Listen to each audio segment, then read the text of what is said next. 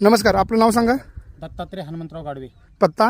मुक्काम हिंगोली, तालुका मुखेड, डिस्ट्रिक्ट नांदेड. आपण किती आंब्याची लागवड केली आहे?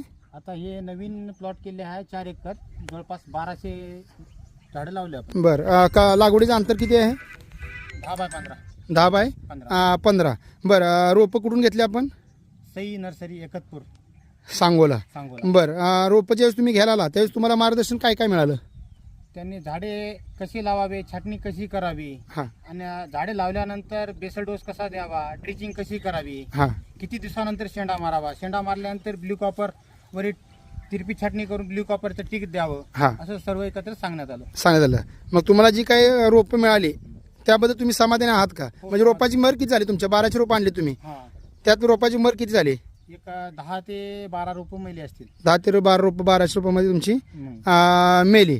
आणि आता प्लॉटवर तुम्हाला मार्गदर्शन कसं भेटलं?